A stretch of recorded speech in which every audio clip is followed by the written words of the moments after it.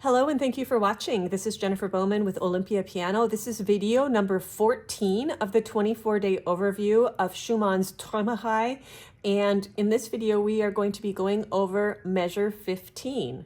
We'll be starting with voicing and harmony like I've been doing in many of the videos. And I just wanted to mention that if you want to just skip to a different section, you can do that very easily by going into the description. I have timestamps on all the sections and you just click on it and it will jump to that spot in the video.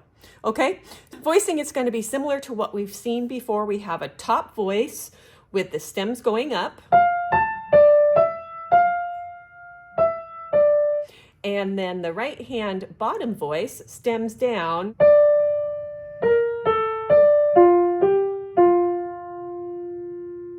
Now left hand here, the bottom voice, as we've seen before, starts with one dotted quarter note D, and then two notes with the stems down, and then single notes. And then if we've seen before, some of these voices seem as if they're merging, but there's no way to really notate that with the way the stems are going. So I'm going to suggest that the left hand top voice and the right hand bottom voice start as separate voices for the first dotted quarter note, as you see circled above. And then they merge for the next several notes. And this goes into the next measure. I feel like that makes sense to think about it like that. Voicing experts, we would love to hear from you if you have another way of explaining what Schumann is doing here. So harmonically, again, we're kind of out of our main key of F. We're centering around a chord in the F harmony here. So this little part is centered around the D minor harmony. So we're starting in this temporary key center of D minor. So those are all D minor notes. And then our next chord on the and of two. If I consolidate that, I'm going to put the G here and the E here. That's a 7 chord. Happens to be in second inversion, however, with that G on the bottom. And then that leads again to another D minor chord. This time in second inversion. And then here, if I consolidate that, in the key of D minor, that's the 2 chord, diminished 2. And then here, second inversion again, and then leading to D second inversion.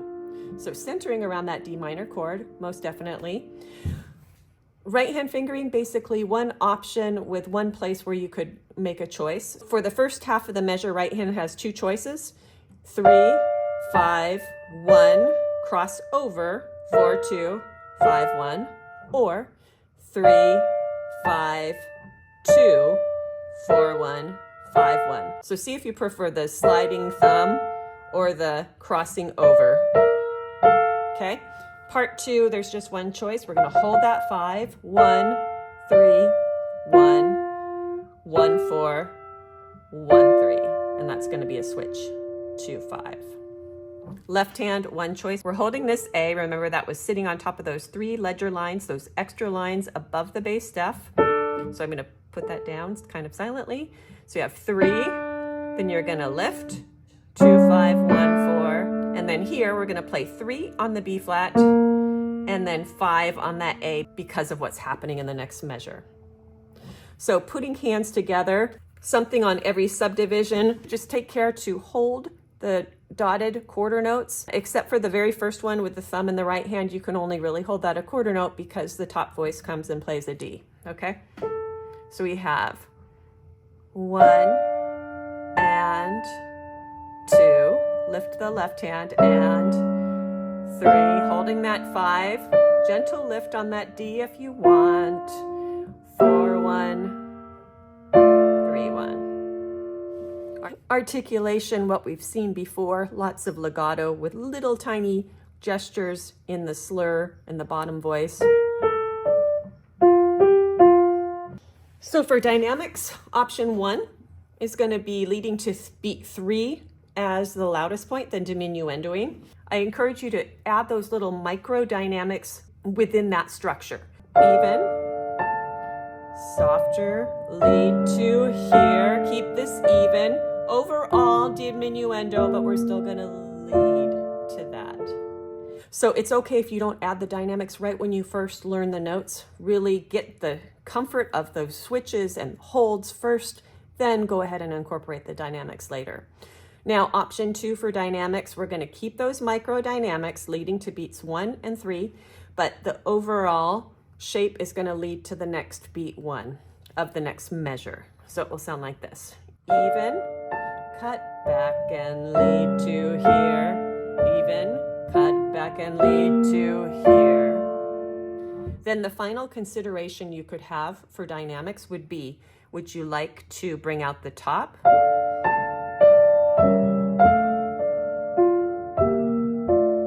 Or do you want to bring out the top melody first, and then when you have this, let that be a little bit louder? That would sound like this.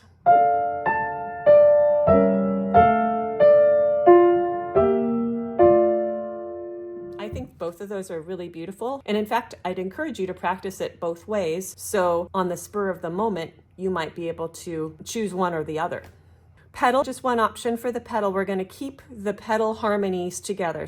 Pedal, pedal, pedal, pedal, pedal.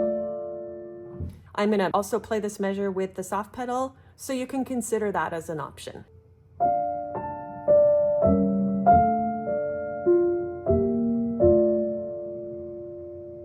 Honestly, I think that sounds really pretty. That's it for lesson 14. I hope that you found it helpful.